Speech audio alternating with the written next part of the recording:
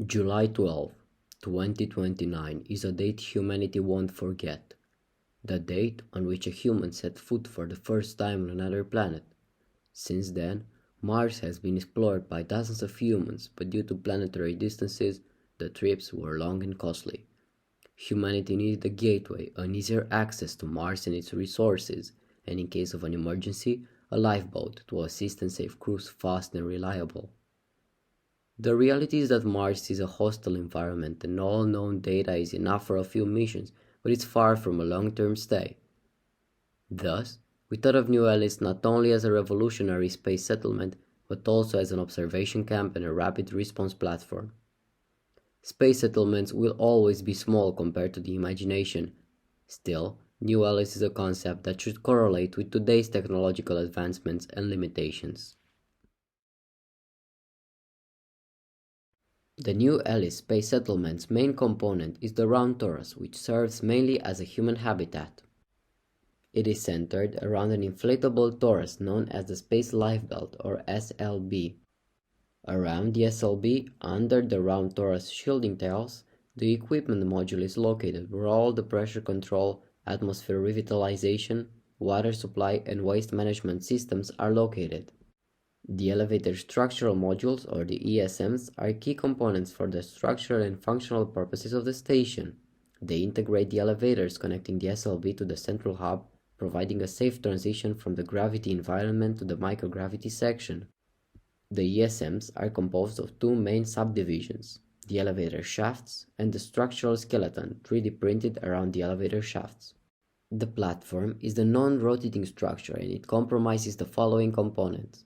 The central hub, composed of the elevator hub module, the research laboratory, the command module, and the pressurized cargo storage module, as well as the spaceport, rendezvous and docking point for ships and the solar power collectors distributed in a flower petal layout.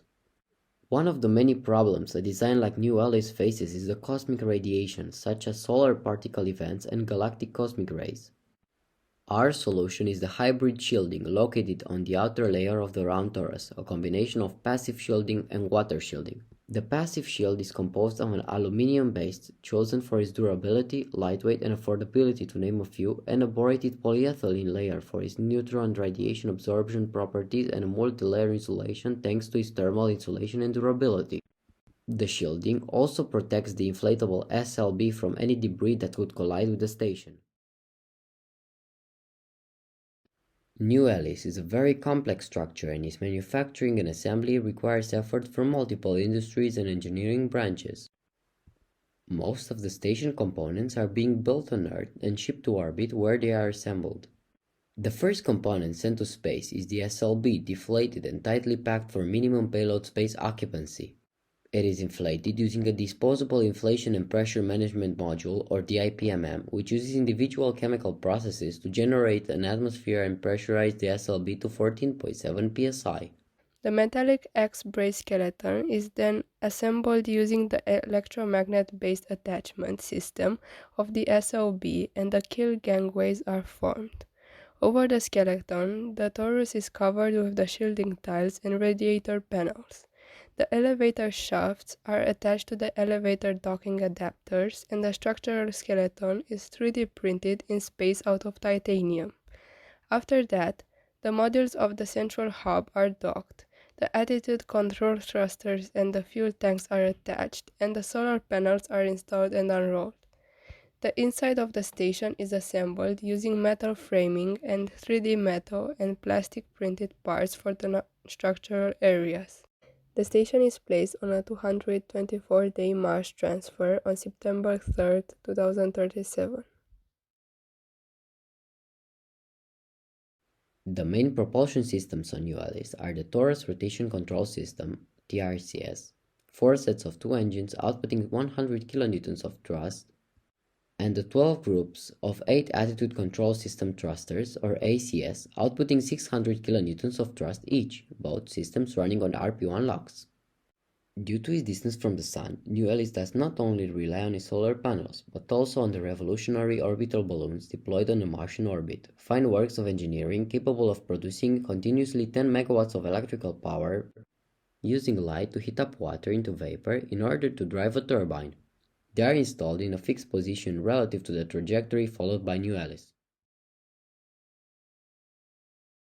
The living space aboard New Ellis is divided into two major sections. An upper level, which houses all the facilities offered by a city, such as recreational areas, schools, and the giant linear park, under the organic design columns, features that bring settlers closer to home.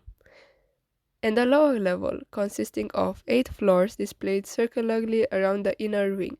Each private living space of New Ellis houses all the necessary amenities for one settler, but if the necessity of room expansion appears, walls between rooms can be lowered. So, we've been talking about structure and machines, but what about humans? What would a space colony be without them? No technology can replace healthy mental well-being. Unlike the mechanisms of the settlement, which are automatic and require attention from time to time, humans need permanent maintenance and care of both physical and mental health. I'll give you a brief overview of the human factors part of our project. New Ellis aims to fulfill survival and psychological requirements. To begin, I will discuss the living area and the day-night cycle. Each living space is customizable and offers a balance between privacy and socializing, which is achieved by private bedrooms and a shared kitchen. The apartments have the distinctive shape of an octagon for flexible and direct connection, just like a honeycomb. A water shield is placed above the settlers. It is part of the water circuit and provides a more appropriate sense of having a sky than artificial lighting would do. Depending on the settlement's position, the inhabitants will experience day and night cycles. Settlers should do physical activity, but what about doing it in a non-boring, thrilling manner? On board of New Ellis, a new dance concept was created. Floating on music, in zero gravity. The inhabitants compose the music to strengthen the feeling of belonging to the community.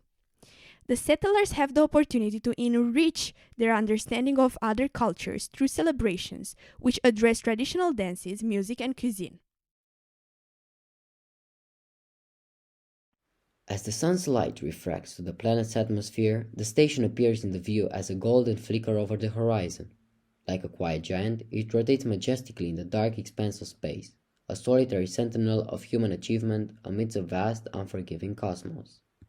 Its rivets and imperfections, illuminated in a vibrant red hue, serve as a reminder of the strength of the human will and the ability to overcome any obstacle.